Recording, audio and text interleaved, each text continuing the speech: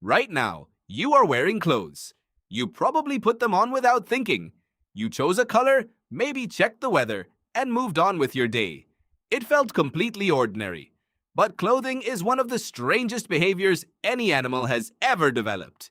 And the real reason your ancestors first covered their bodies has almost nothing to do with temperature or modesty. Most people assume the answer is obvious. It got cold. Early humans needed warmth, so they wrapped animal skins around themselves and solved the problem. But science tells a different story, one that starts not with the cold, but with something that was eating early humans alive. Literally. Researchers at the University of Florida, led by anthropologist David Reed, published a study in 2011 that changed how scientists think about clothing origins. Reed was not studying ancient fibers. He was studying lice. Specifically, the genetic divergence between body lice, which live in clothing, and head lice, which live in hair. His team calculated when these two populations split from a common ancestor. The answer? Somewhere between 83,000 and 170,000 years ago. That is when clothing lice first evolved.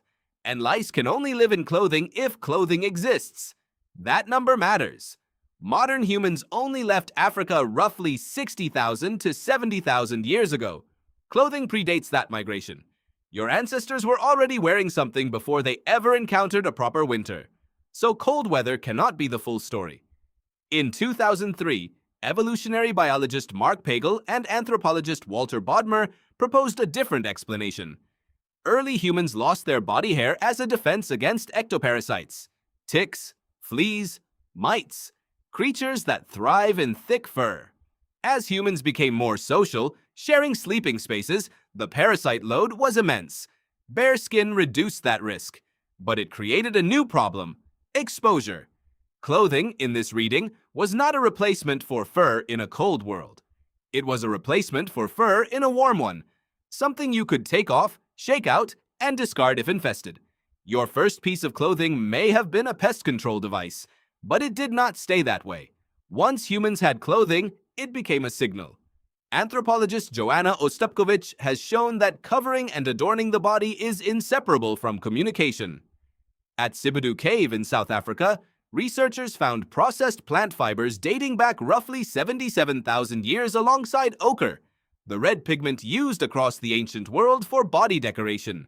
From the very beginning, what went on the body was not just functional, it was expressive. Clothing became a marker of identity, of group membership, of status. Anthropologist Mary Douglas argued that the body is always a surface onto which social meanings are projected.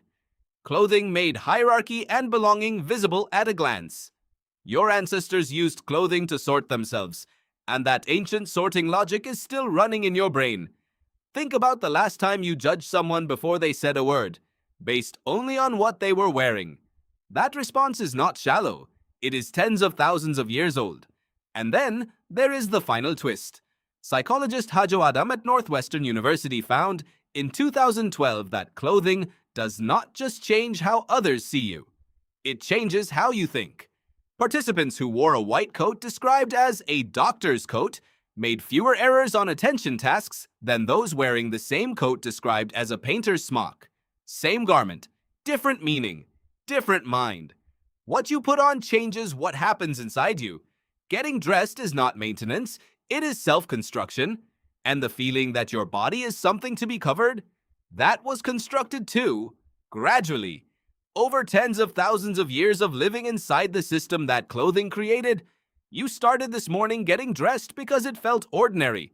But somewhere between 83,000 and 170,000 years ago, your ancestors made a decision that reshaped human psychology, social structure, and self-perception from the inside out. You put your clothes on today without thinking, but your ancestors put theirs on and changed what it meant to be human.